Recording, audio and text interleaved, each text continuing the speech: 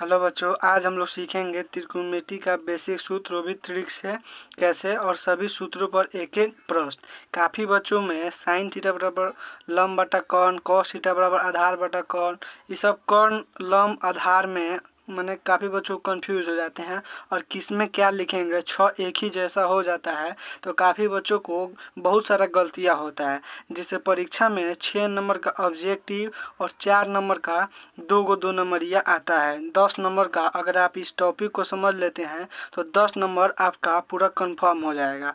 ठीक है, अगर चैनल पर पहली बार आए हैं तो चैनल को सब्सक्राइब करके, लाइक करके और अपने दोस्तों को शेयर कर दीजिए। और कोई भी दिक्कत हो तो कमेंट करके पूछ सकते हैं, और आगे किस टॉपिक पर वीडियो चाहिए वो भी कमेंट करके पूछ सकते हैं। चलिए वीडियो शुरू करते हैं। चलिए सबसे पहले हम क्या करते हैं, ट्रिक को समझ लेते हैं।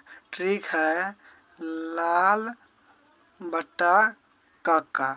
आपको बस इतना ही याद रखना है। अगर आप इतना याद रखिएगा ना, परीक्षा में आप प्रश्न देखिएगा तो आपको लगेगा कि यही आंसर होगा। ठीक है, बस आपको इतना ही। आप कैसे इसमें से निकलेगा ट्रिक, तो देखिए सबसे पहले का ई सूत्र हो गया, दूसरी का ई हो गया और तीसरी का ई हो गया।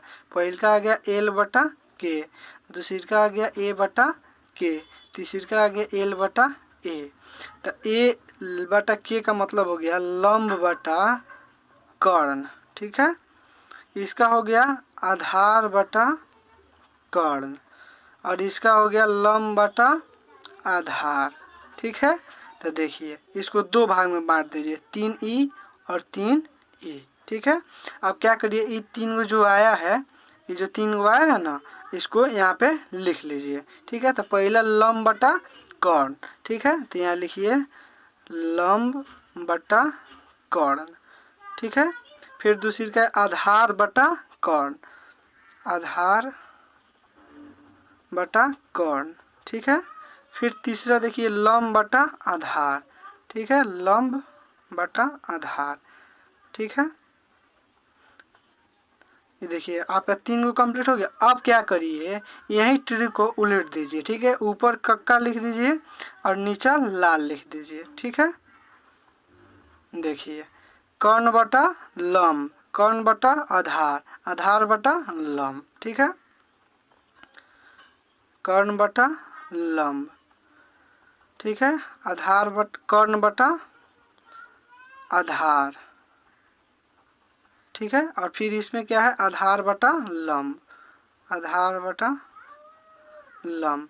चलिए अभी आपको समझ में नहीं आ रहेगा तो कोई दिक्कत नहीं लेना है। इस पे हम प्रश्न कैसे आता है परीक्षा में वो बता देंगे हॉल करके, तो आपका तो 6 नंबर ऑब्जेक्टिव में ही मिल जाएगा, और 2 नंबर ये बना दीजिएगा तो 10 नंबर। चलिए इस सब पर हम क्या करते हैं, प्रश्न बनाकर बताते हैं जो कैसे आपके परीक्षा में आएगा और आपको कैसे याद रखना है और कैसे बनाना है। देखिए प्रश्न दिया है पहला, tan थीटा बराबर 12/5, तो साइन थीटा का मान निकाले।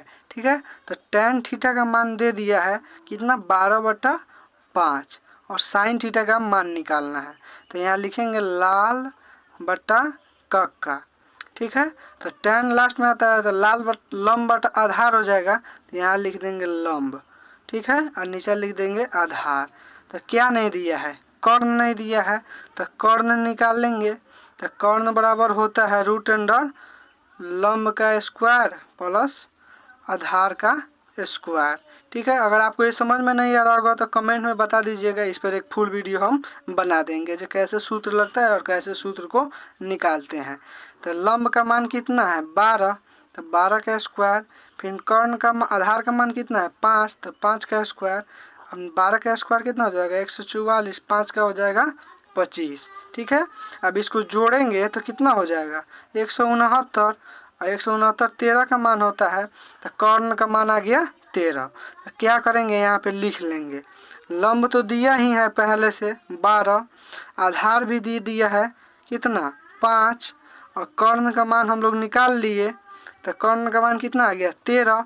अब जब तीनों का मान आ गया तो पूछ क्या रहा था, साइन का मान, तो साइन थीटा बराबर कितना होता है लाल बटा कक्का।